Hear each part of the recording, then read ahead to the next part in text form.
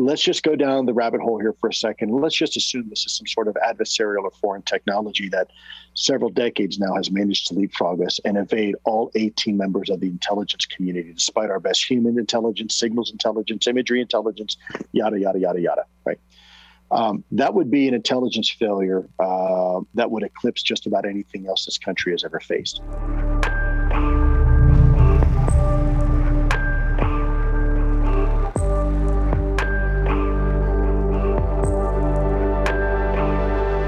Fox News has just delivered a bombshell of a revelation, stating in one of their highest viewed shows, the Tucker Carlson show, that there is a massive intelligence failure that is about to be unveiled by the Pentagon in reference to the congressional disclosure that was requested from the previous stimulus package spending bill. For the ufologists, I mean the hardcore researchers who have been at this subject for quite some time, they will certainly agree with the assertion of an intelligence failure. For decades, independent researchers, while facing ridicule, have been trying to convince skeptics and many egocentrical scientists that the evidence of the extraordinary actually outweighs the extraordinary claims. They have attempted to show how something strange, something that defies our understanding of the laws of physics, is not only present on this planet, it is prevalent enough to convince more than half of the world's population that this is real. The unidentified flying objects with technologies that supersede known technologies of this planet is real. But why? Why is there such an intelligence failure? I think the answer is obvious. Because we can't understand alien technology so easily. And perhaps terming it intelligence failure gives the hard-nosed skeptic plausible deniability, a sliver of a hope that this might just be military ineptness and nothing else. You know, just a bunch of idiots running the nuclear arsenals. It might make for a good Michael Crichton book, and perhaps it warms the callous hearts of some of the cynical writers, but like a good X-Files episode, I believe there's much more to this story. I'll admit, trying to ascertain what the top intelligences with clearances that go beyond nuclear weapons are actually thinking is kind of like trying to get the blueprints of the Batmobile if this was Gotham City. In other words, it's not going to happen. If tech companies like Facebook and Twitter can essentially bypass the wishes and requests of the senators and congressmen in countless congressional meetings, why should I believe that a top intelligence agency would not similarly be motivated and capable of doing the same? In the Tucker Carlson show, they interviewed Luis Elizondo, former head of the Advanced Aerospace Threat Identification Program, who claims that the intelligence failure that is about to be revealed is commensurate to one that took place with 9/11. He just spoke to the New York Post about what that report will show. According to Elizondo, we will find an intelligence failure on the part of the U.S. intel community on the level of 9/11. Oh gosh, here we go again. 9/11. This stinks of fishiness that it's so odorous, even the most hole-in-the-wall, mafia-ridden Chinatown restaurant would be proud. But I have to admit, what a great excuse. Incompetence. Just admit that you're too stupid and too embarrassed to tell the everyday folk the truth, and maybe people will forgive you. Perhaps a small minority might even feel sorry for you. All the while, a majority of people will continue to believe the phenomenon in its current wake has been adequately explained. But here's the thing. Many researchers, as was implied by Nick Pope in the Tucker Carlson show, and if this was drones belonging to a foreign adversary, there would be an absolute outcry. And yet, the situation we're in, that we don't know what these things are, and they might even be extraterrestrial, that's worse. Well, they know it's not foreign technology.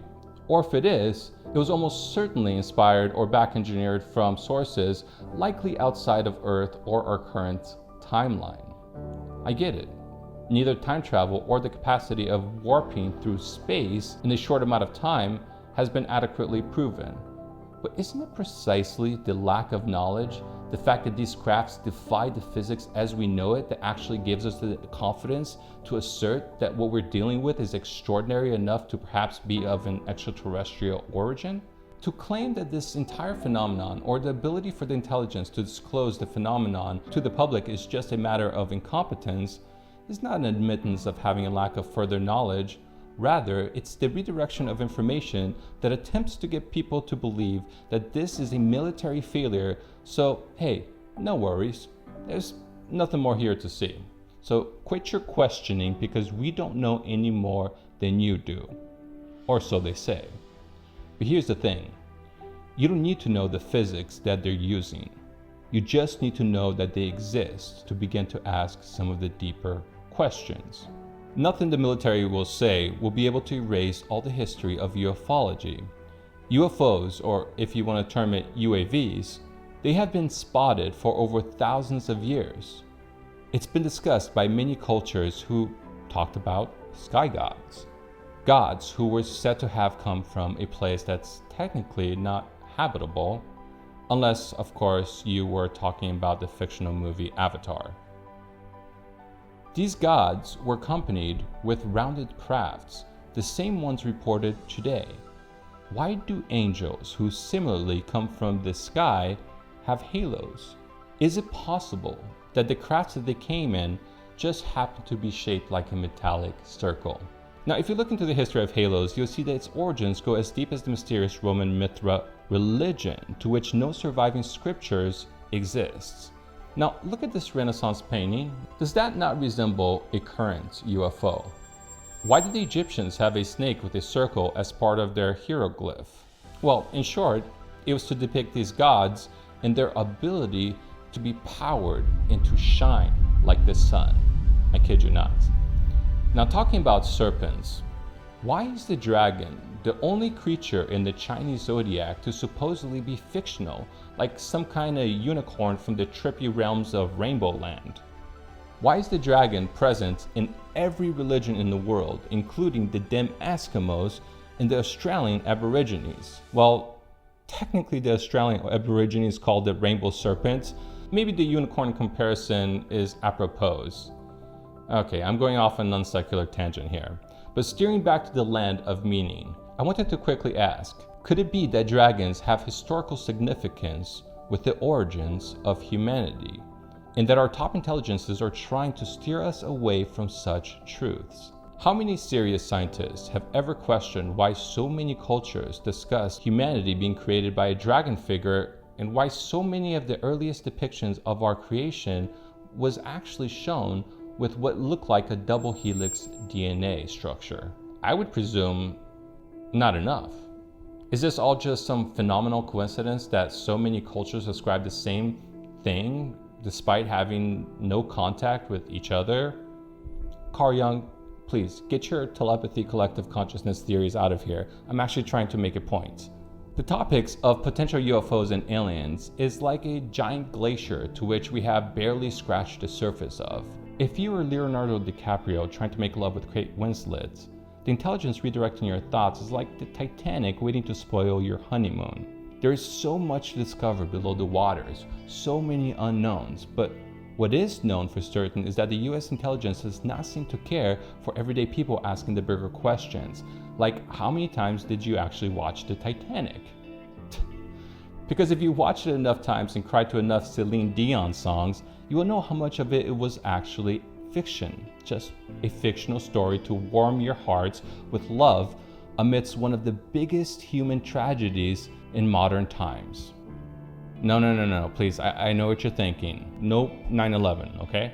Just know that the real tragedy is the misdirection and the willingness of so many diehard skeptics to take in the most prosaic explanation that are fed to them by the military intelligence so as to give a false sense of support and verification to the next weekly New York paper column that plans to make fun of ufologists, no different than an idiotic school bully who is too insecure to see the truth inside himself.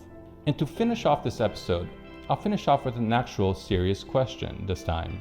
What do these unknown crafts have invested with humanity? And how has this affected our ancient history and the sudden emergence of highly civilized cultures? And what's up with those dragons being the most prolific symbol in human history? Anyway, thank you so much for joining me. This is Felipe speaking, signing out.